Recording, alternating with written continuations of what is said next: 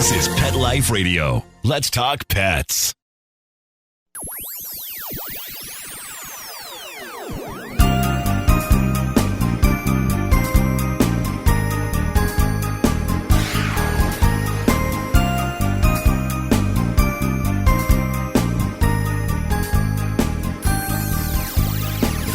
Hello and welcome to Paranormal Pets. My name is Brandy Stark and I am your host, and today we are talking with Linda Roberts, who is an animal communicator, a Reiki master teacher, and a contemporary shaman who enjoys helping both humans and animals to feel balanced and energized in their lives. So this will be a really exciting podcast. I always love speaking with communicators. Animals are so surprising, and pets, I think, are sometimes even more surprising when they tell us what they want or what you're doing that they don't like. So we are going to get started with her in just a moment. You know the expression, cats have 9 lives. Well, what if you can give them one more? The Give Them 10 movement is on a mission to help give cats an extra life. How? With spay and neuter. Spaying or neutering your cat helps them live a longer, healthier life. And it helps control free-roaming cat populations too. Learn more about the benefits of spay and neuter and meet Scooter, the neutered cat, at givethem10.org. That's givethem10.org. Let's Talk Pets on PetLifeRadio.com.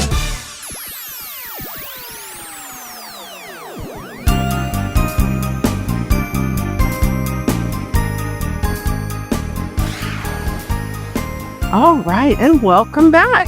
So today's guest is Linda Roberts, who was drawn to energy medicine basically 15 years ago to overcome her own health issues and the lingering digestive issues of her horse, Howie.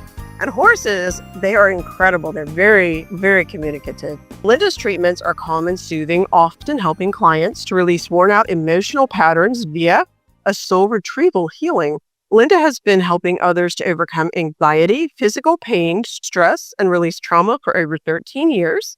She offers in-person treatments as well as remote treatment. She enjoys riding horses, hiking, and meditating. She has 2 adult daughters and cares for 2 rescue dogs, 2 rescue cats, 2 parakeets, and her horse. And we always love animal rescuers on this show. So welcome, Linda. Thank you, Brandy. Thank you for having me. I'm happy to be here. Well, I was so excited when we got your email, and I was like, oh my gosh, this is so awesome, because some of the things you describe are right up my alley, especially the ghostly stuff. So we are going to get to that, but I sometimes like to start off a podcast with animal communication is very unusual. It's for some people. I mean, I've been around and I have seen it happen, and it's amazing stuff.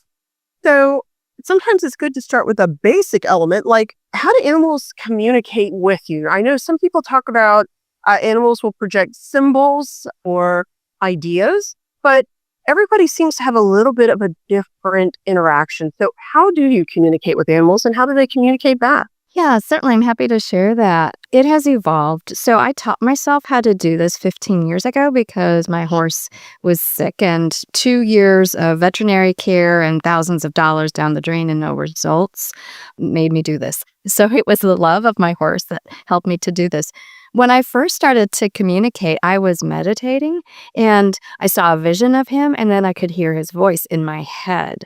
And then as I practiced over the years, I now get information from all 6 senses. Oh, wow. And look at that. We already have animals communicating. Hold on here. I don't know what they think they see. Come on, Bird. Come on.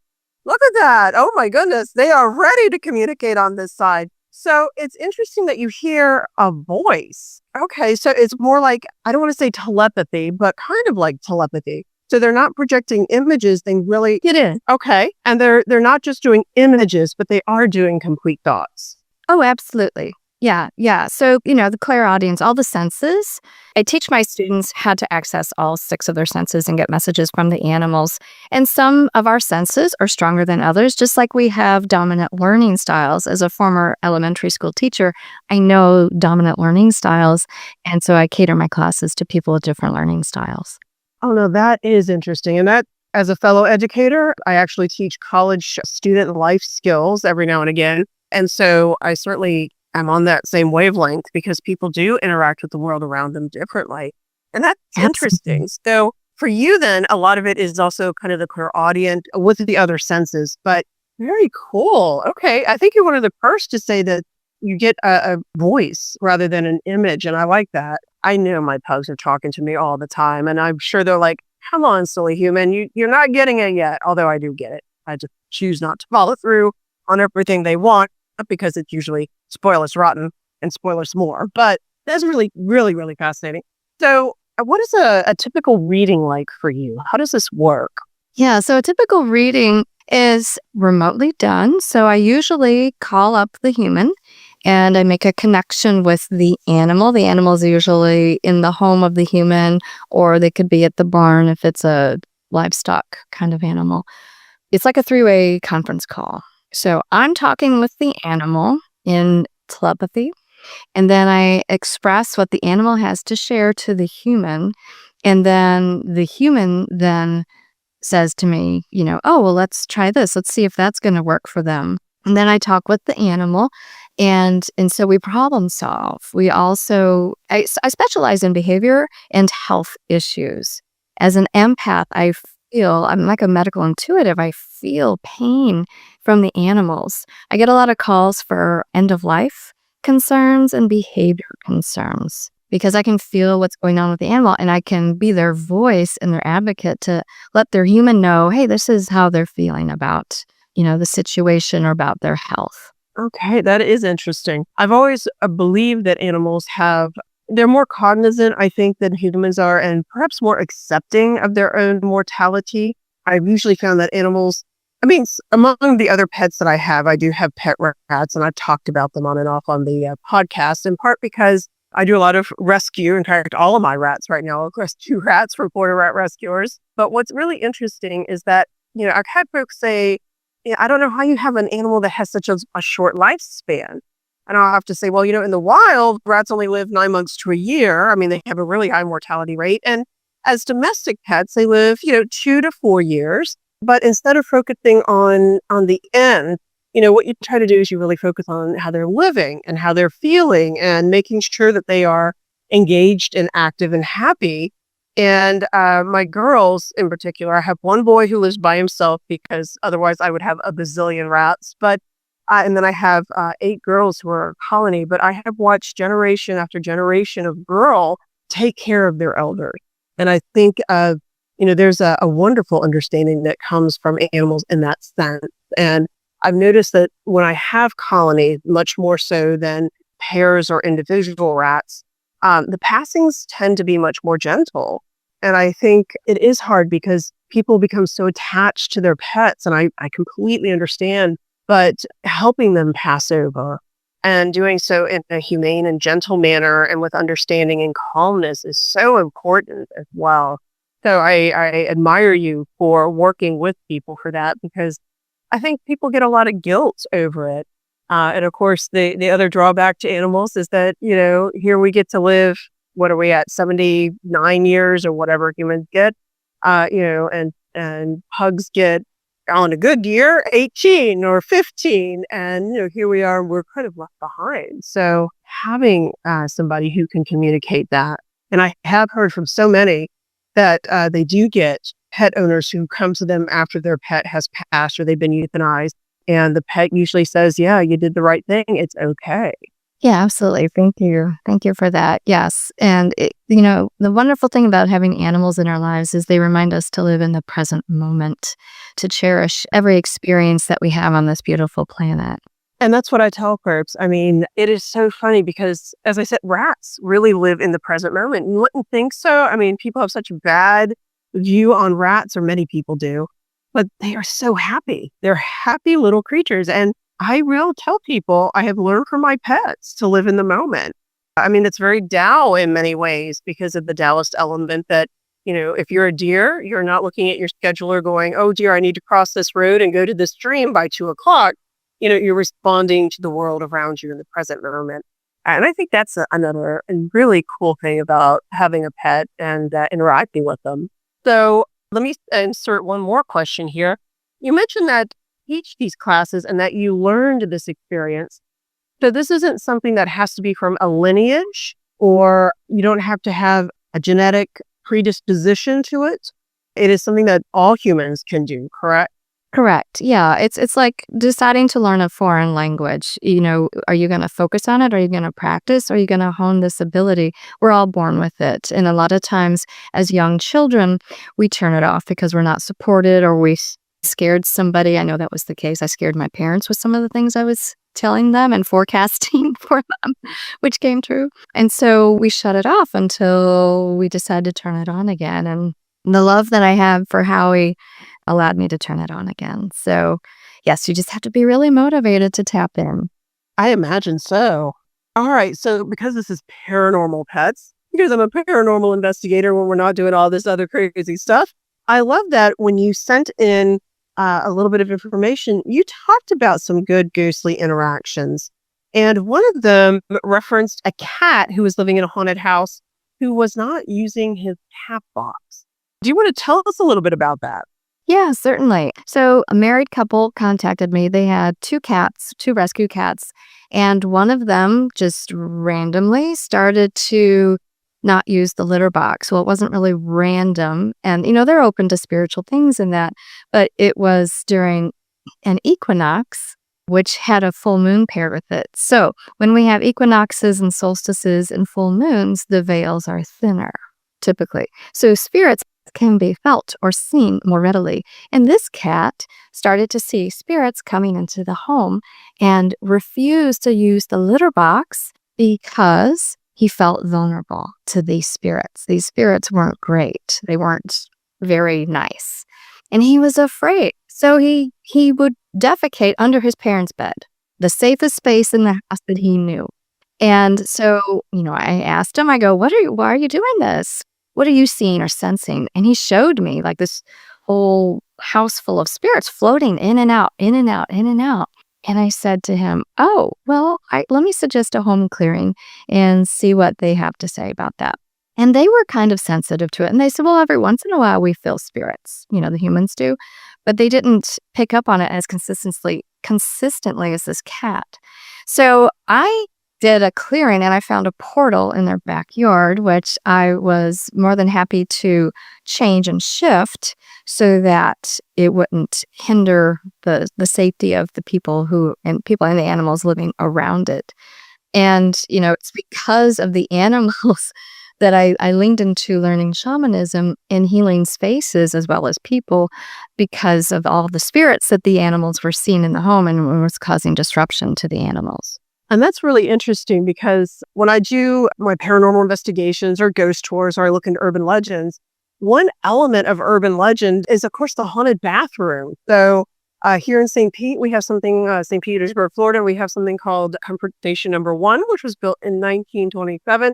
On the women's side of this very unusual public restroom, it's an octagonal, and I always love this, it's a Romanesque revival style bathroom from 1927, right? It made national news. But the women's side has Eloise or Eleanor, this 1930-esque ghost that will appear. The Palladium down here has a men's room that has a ghost. I mean, there are yokai stories in Japan about ghosts that approach you while you're in the bathroom. And it's interesting that you mentioned that the cat felt very vulnerable, because I've done potty paranormal presentations. And the interesting part is, of course, the vulnerability that you are in a very vulnerable position. It is biological. You have to do this, or if you don't do it, you will die, essentially. But it does mean that you are temporarily semi-incapacitated, right? I think that's interesting that the cat had that same sensation. Again, just kind of paralleling. And part of why I do this podcast is to discuss animal sentience. That, the West we're catching up here in the West, but we're still a little bit slower on the uptake when it comes to animals and their intelligence. And it's always amazing to me to find those parallels. That's really cool. I feel bad for the cat, though. I mean, I totally get it. I mean, oh my gosh, you don't want to use the restroom, but you got to. Now, and when you talked about the energy, the portal. So for folks that don't know what a portal is, Because I know we have one in my art studio, but would you define a portal for us? Yeah, a portal is like an energetic elevator for different spirits and beings to travel from realm to realm. Yes. So it's kind of like an elevator. So they can choose to get on and off at different realms, different frequencies. And so sometimes they decide to come off on the earthly realm and frequency for whatever reason, memories or healings or giving messages to folks. I mean, there's just 1,000 reasons why they exit here. They're bored. They want to cause chaos. I mean, yeah, it is interesting. Very good. So closing the portal or at least shifting that aided the cat and the behavior stopped. Correct. Yes. Happily it did. Oh, that's really, really cool. Yeah. That's the thing you want to have happen, right? Did it. All right. Well, we're going to pause for just a second because we've got to support our podcast with some who advertise with us, but we will be right back after these messages. And I've got some more questions on the ghostly for you. So hang on and we'll be right back. Now, time for something really scary. A word from our sponsors. Paranormal pets will reappear before you can say Bigfoot. Don't run away. Molly, here's your dinner. Zeus, that's not your food. Don't let that happen to your precious cat. Elevate your cat's eating experience with the Cat Tree Tray. The Cat Tree Tray keeps your cat's food off the floor and conveniently located on the cat tree. It's the perfect way to eat. It's a beautiful wrought iron tray that easily attaches to your cat tree and keeps dogs and other critters out of your cat's dish. A must for multi-pet households. There's a 6-inch tray for large bowls and a 4-inch tray for smaller bowls. Purchase your Cat Tree Tray today. Go right now to cattreetray.com. That's cattreetray.com. CATTREETRAY.com. Let's talk pets Let's talk pets on Pet Life Radio. Pet Life Radio. PetLifeRadio.com.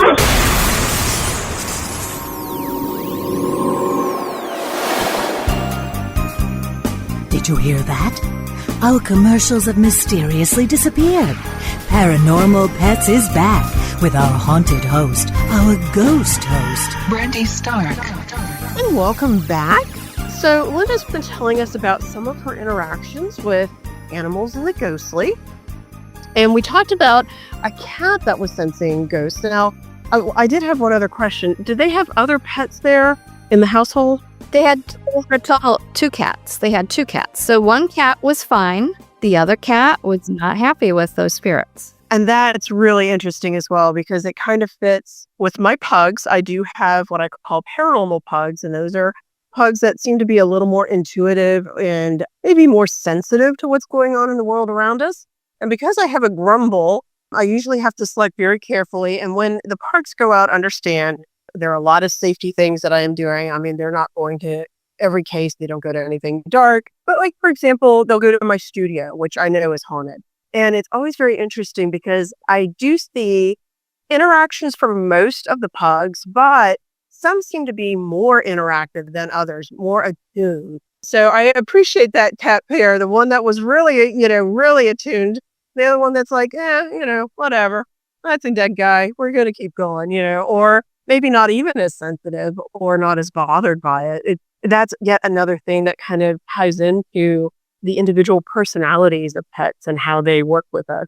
Now, you also mentioned working with animal spirits themselves, so animal ghosts. And those are one of my very favorite things. You mentioned another cat, I believe, that was a cat ghost. What was that about? So I had many instances of this, but this one in particular was a very well bonded pair of rescue cats were, living together, and then one passed away, but continued to visit energetically the other one because they were so bonded. It was such a loving thing to see play out, and their human was kind of aware of it, but kind of not. And so she called me up to have a reading to confirm what her senses were telling her. And she was spot on that, yes, this other cat was coming back to snuggle and to bond and to continue to love and support the existing living cat who it was really bonded with. Aw. And that's another thing that is so interesting is I have had sibling pets, and I actually do have sibling pets, or animals that are just really, really close. And it's neat, again, paralleling the human realm where the number one story that I get from folks are family coming through, usually parents show up all the time. If somebody has passed away, and usually a parent will make themselves known somehow, or a spouse. And it's kind of interesting when, again, that parallels in the animal world as well, where there is that interaction and that friendliness still going through, that they're bonded even after the worlds. They're separated by the physicality and the spiritual in a way. God, that is really, really neat. Now, it's kind of, I'm assuming that when you deal with animal ghosts, they also are aware that they are deceased. I have found with sometimes. Okay. So some do not know that they passed on. Right. Just like with human spirits. Some humans don't realize. And that's how we get earthbound spirits, because they don't realize that they have no more body. And so sometimes I have to delicately explain to an animal who is coming in ghost form that, you don't have a body. You're not eating physically. You're not, pooping or peeing. How about we get you to the light and get you, reincarnated so you can have another life? Okay. And so animals do reincarnate. I have again, one of my pugs. His name is Neoptolemus. And I am almost positive he is the reincarnation of a prior pug that I've had. He is incredibly intelligent, much more human. And I swear when I first got him, I thought he was a little boy in a pug's body. I mean, he was just like Dennis the Menace. It was incredible. So in your experience, animals do reincarnate? Yes, absolutely. I see it all the time in clients. I actually had a really famous success story this summer with a kitten who had reincarnated and gave me all kinds of specific details about how her human was going to find her again. And it all played out. I was just blown away. Oh, that's wild. It's kind of like the Dalai Lama, who, when he is preparing to pass on, he will tell his disciples to look for these symbols. And so pets can do that too. Yes, absolutely. Oh, fun. Yeah, the magic of telepathy. Yeah, I'm telling you, it's great stuff. What about animals as spirit guides? Can they evolve upwards into something higher? Yeah, I don't really see a hierarchy when you say upward in that respect. But you mean, can our own individual animals become an animal spirit guide? Yeah, essentially. So yeah, I would just say maybe a slightly higher vibrational frequency with the spirit guide, right? When we talk about power animals, like let's say a power animal of a horse, that is a collective of all the horse's energies who have ever been. So yes, if you have a horse who has passed, then you have a power animal who is one of your spirit guides that is a horse, then yes, in a way that their energy would be paired with all of the energy of horses that are in this universe. Oh, that's really wild. Okay. All right. So in that sense, then the pet can almost become kind of like an avatar of that energy in a way. Exactly. Wow. That is neat. So I always love to ask these questions. These are my favorite questions. What is your favorite animal communication story? You've alluded to the kitten. I don't know if that's your favorite, but what is your favorite story to tell when it comes to this? My favorite is a haunted house in the city of Chicago. I'm in the Chicago suburbs, but I had a client who called me up. 2 cats, again. One cat was sleeping through the night. The other cat was waking up every hour, disturbing her human. She tried everything. Litter box, food, snuggles, nothing was working. So she found me and called me up. And so I was on the phone with her. She's in her home, I'm in mine. And the cat says, I cannot sleep. It is too restless here. There are too many spirits here. And I said, oh, let me see what you see. So I got to look through that cat's eyes and see all the energies and all the spirits. Well, there were about 200 spirits floating through there. And I know it was crazy busy. And I said, well, no wonder. It's like Grand Central Station. And so I asked the human, I said, how do you feel in the house? Are you spooked? Are you sensitive to things? And she's like, I can't go in the basement because when I do, the hair stands on the back of my head or my neck. And I said, oh, well, tell me more. And she's like, well, it's really cool because it's part of the Underground Railroad. We can see our neighbor's basement through our basement. And I was like, wow, there are all of these spirits still traveling through this portal that is physical as well as energetic. And so I did a home clearing, and she had a good night's sleep for as long as that cat was alive. And she was just amazed. And there was a death. The person they bought the house from had died. He got drunk and fell down the stairs. It was an old Victorian. Yeah, so his spirit was still there. But after I did the clearing, she said all of that nonsense was gone, and the cat slept peacefully, she slept peacefully, and it was a happy ending. Oh, and that's what you want. That's fantastic. Yeah. What is the most unusual animal that you've communicated with? I think folks forget, like hermit crabs have sentience, and rats and hamsters, turtles, bearded dragons. What's the most unusual animal that you've gotten to communicate with? You know, I used to have leopard geckos. I've talked with them many times. I rescued them. But one of my favorites that I think is unique is a red-tailed hawk. I used to care for her. She was being used at the local forest preserve for educational purposes. And so she actually broke the world's record for being the longest living domestic red-tailed hawk. She lived to be 33. Wow. And I was privileged to be able to feed her a couple times a week. And we had wonderful conversations over the 9 years that I did that. So speaking with a wild hawk who is semi-domesticated, I mean, she still really wanted to escape and fly, even though she had an injured wing and she couldn't hunt for herself. But I'd say that's been my most exciting communication. And then what was your most unusual message? Animals, I mean, they've got a sense of humor. You know it, I know it. They have to have a sense of humor to put up with their humans. But what was one of the most unusual messages, or one that really stood out to you over the past 15 years that you've done this? One of the funny ones was a woman had hired me to do a reading for her and her dog. She and her fiance were breaking up. The fiance was more paired with the dog than with her, and she was concerned about that. And so she hired me to say, I rescued her a couple years before he came into the picture, and now he's moving out and he's leaving. Is she going to be okay with me? And the dog response was, well, yeah, I'm here to teach her healthy boundaries because she's a workaholic. She's actually a physician. She's a workaholic, and she doesn't know how to balance her work life. So yes, I'm still here for her, even though I would like visitations with him, that I'm still here for you. So I thought that was a really sweet message. That is really fun. I mean, that has to be an awkward situation too, but hey, I'm sure it happens. Now, if folks want to get a reading from you, or they want to learn more about your master classes, what is coming up for you and how can they reach you? Yeah, so coming up for me, I've got a class starting in January to learn how to be an animal communicator, starting from ground zero. So if you know nothing, or if you like to dabble with energy, I'd love to have you join that.